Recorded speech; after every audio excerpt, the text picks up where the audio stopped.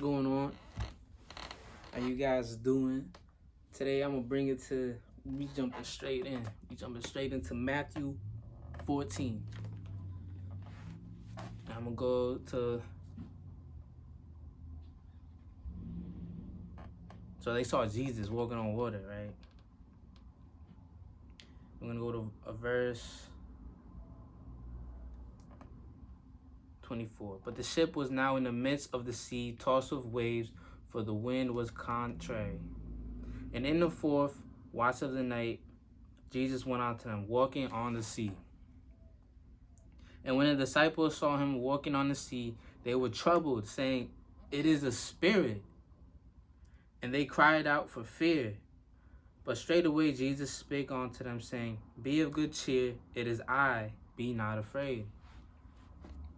And Peter answered him and said, "Lord, if it be thou, bid me come unto thee on the water." And he said, "Come." And when Peter was come down out of the ship, he walked on the water to go to Jesus. But when he saw the wind boisterous, he was afraid. And beginning to sink, he cried, saying, "Lord, save me." And immediately Jesus stretched forth his hand and caught him, and said unto him, "O thou little faith, wherefore didst thou doubt?" And when they were come into the ship, the wind ceased. Then they that were in the ship came and worshipped him, saying, "Of a truth, thou art the Son of God."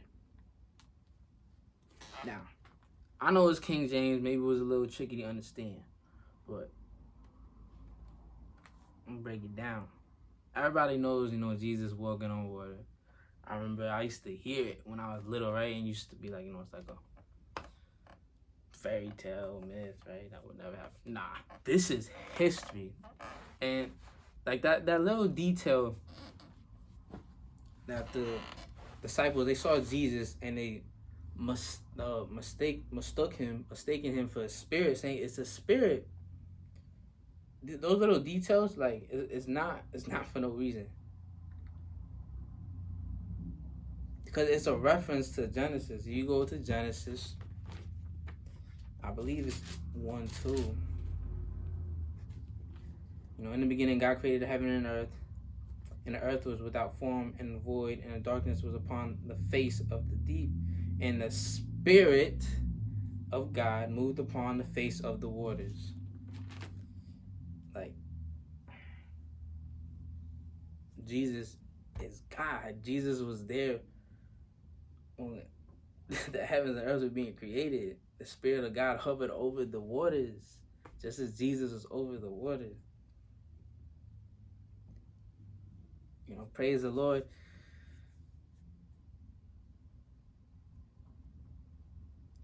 And Peter's trying to, he actually walked on water for a little bit. He took a step, he was walking on water.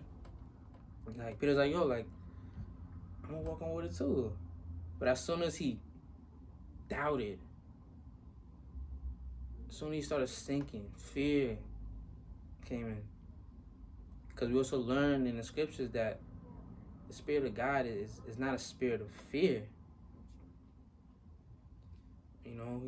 That's when he started sinking in. He was walking, because if you walk in the Spirit, you're going to be walking on water.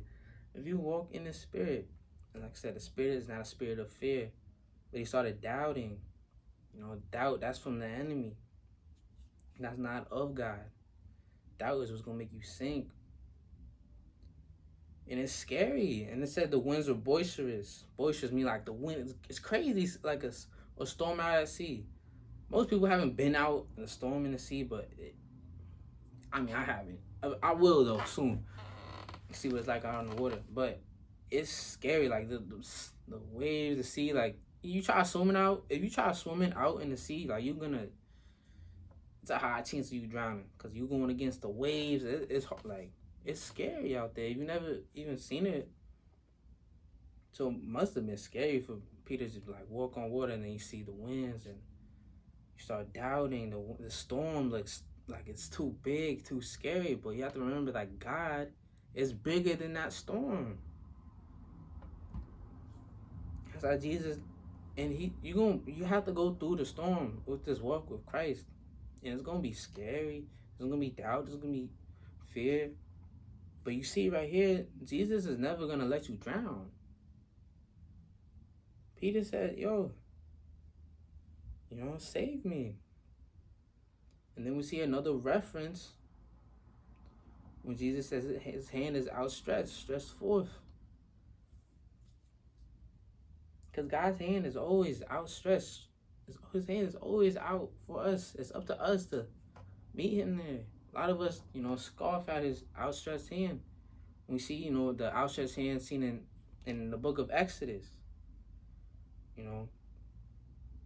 God's talking to Moses, I'll stretch out my hand for the Israelites.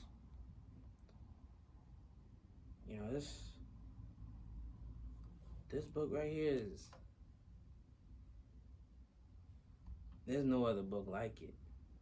It's intertwined, interconnected like no other book I've ever read has ever been like this. This is only the hands, the working of God.